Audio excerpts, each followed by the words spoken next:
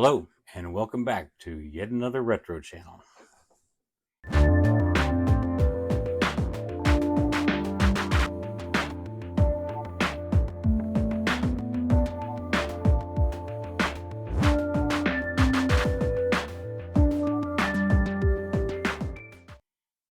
Today we'll be looking back at machine number 4 from the Repairathon. What's going on here is that this past weekend I did a live stream. Some of my viewers attended that, and we had a good time working on this machine. But what happened was I didn't actually have a broken Commodore 64 to work on for that live. So what I did was I took machine number 4, which I knew was working, and I introduced a few faults into it so that we could diagnose them and repair them on the live stream. I put in a bad fuse, so there was a power issue. I put in a bad RAM chip. I put in a bad kernel ROM, and I put in a bad 258. I had a MOS Logic version of that, the 7709, that I put in there that was bad. So I also put in a marginal SID. So I introduced 4 faults in one marginal chip. Well, we spent a couple hours diagnosing and repairing and finding all those faults, and we found them all on the live. But when we were done, we had bad video. It was just a scrambled screen, and it was a perfect indication of a bad character ROM. Only the character ROM tests perfectly fine in the ZIF machine, and I checked every pin's connectivity to where it's supposed to go on the board, and everything was connected. So we stumbled around on that for a couple more hours until I finally gave up on it on Saturday, and we ended the live, and now I'm getting back to the machine again. Now, what I've done so far today, I've done a little bit of work. I have gone back and pulled every one of the MOS chips, the CIAs, the ROMs, the CPU, the PLA, and the VIC-2, and tested them all again today in the ZIF machine, and they all work.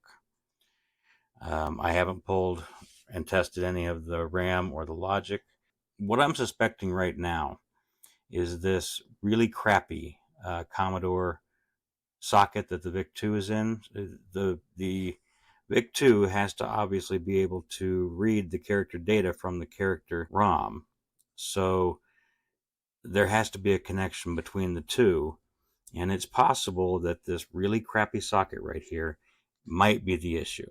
So in order to save a little time and save you guys watching a boring desoldering montage, I've already desoldered this socket. And it, as you can see, lifts right out. Now, like I said, it's one of these crappy sockets that Commodore used. You can't really see into the pinholes, but I'm betting these are single wipe sockets. So what I'm going to do is I'm replacing that with a good double wipe socket. So I'm going to pop this. Well, actually, let's go ahead and be smart and clean up our work area here with a little IPA on a cotton swab, cotton bud. Get rid of any remaining flux. We'll do the same on the other side of the board to make sure we get as good a contacts as possible.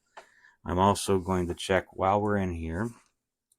I'm going to look real close using the magnifying glass for any broken traces. I don't see any on the top. Let's flip over.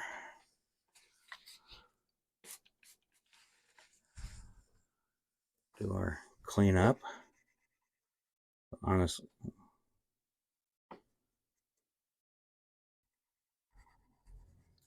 this came off pretty clean.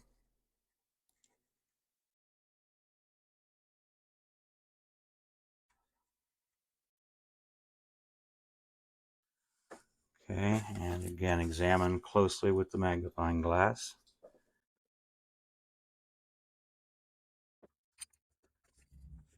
I've got a via that I accidentally added a little solder to. It's not an issue. It's not causing a bridge or anything, but I just want to get it off here while I'm looking. So, and then look at the rest of the traces and pads. They all look good. So let's go ahead and get that new socket soldered in there, soldered in there.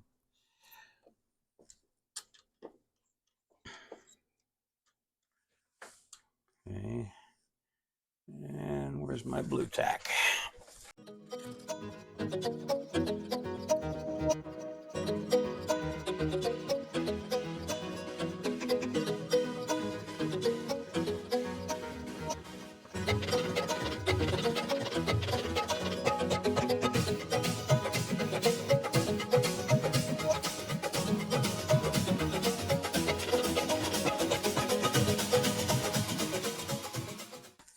Give that a little cleanup.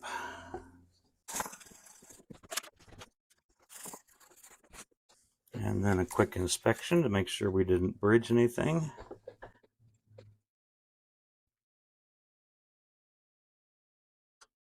Okay, that looks good.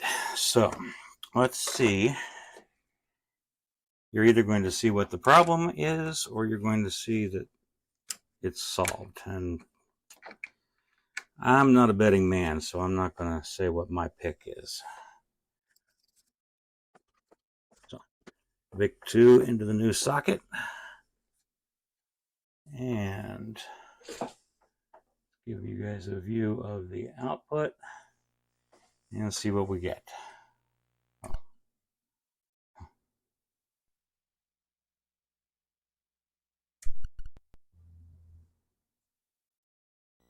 Nope, we still have the same problem.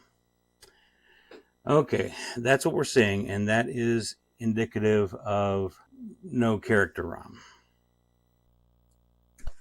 That's with the diagnostics cartridge. Without diagnostics, we get this,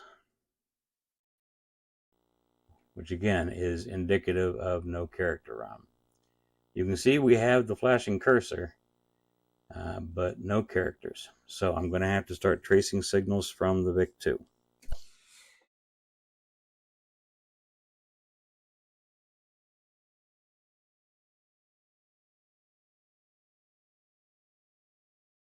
Figuring that the address bus was the best place to start looking, I began continuity testing from each address pin on the VIC2 through each connection point on the board until I reached the character ROM. One thing we had to go on was that when I ran the machine with the diagnostics cartridge installed, you could tell where it was trying to draw characters and the border lines, but the characters were screwed up.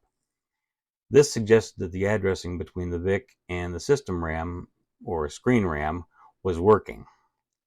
I got another hint when I realized that the characters that were supposed to be red, the border around the bottom section of the diagnostic screen, were the same color as all the other text on the screen. That told me that the addressing between the VIC and color RAM was also bad. I needed to look for faults that affected addressing for the color RAM and character ROM, but not system RAM. Some of the address lines went through the 74LS258 and then the 74LS373 before reaching the character ROM. Others went directly from the VIC to the 373. All the traces checked out fine continuity-wise. I also didn't find any shorted pins. This led me to believe that either the 258 or the 373 was bad. So since they're socketed, I'll take them out and test them in the Mini Pro.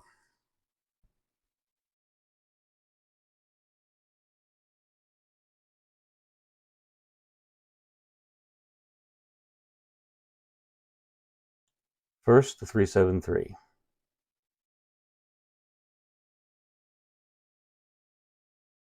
And that tested bad. I'll try the test a couple more times just for good measure. We'd better check the 258 as well just to be sure. Nope, that one's good. So why is the 373 bad? Well, if you were on the live stream, you'll remember that at one point we suspected the original 373 of being at fault. You want me to look at U26? Okay. U26 is right here. I pulled the 373 from the socket and replaced it with one from my stores. Apparently, I either pulled the replacement from the wrong drawer or there was a 374 in with the 373s. Yep, I installed a 74LS374 octal flip-flop instead of a 74LS373 octal latch. Let's put the right chip in and see what happens.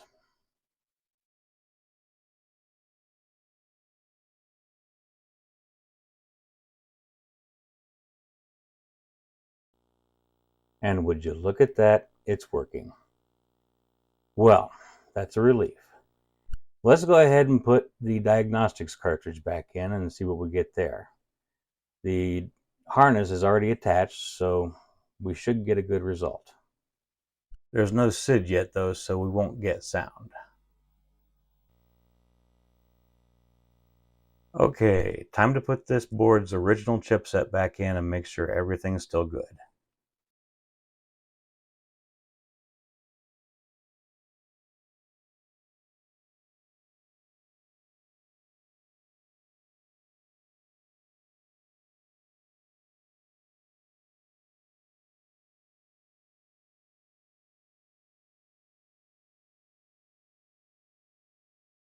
And one more test with diagnostics to make sure the SID's working.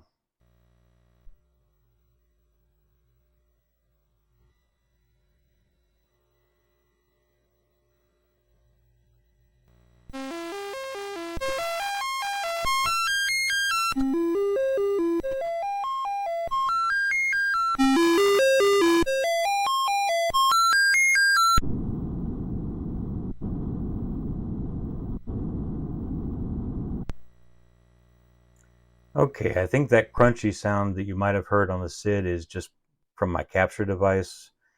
I don't hear that when I just check it on the LCD monitor.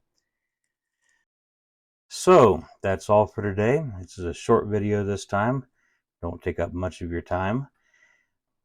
If you enjoyed the video, please give it a thumbs up. I appreciate that. It does wonders for the channel. Leave me a comment.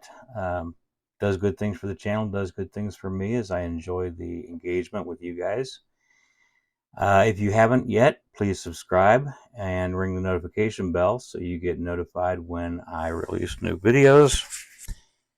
Share the video, post it out to those social media. The more you get it out there, the more views I get.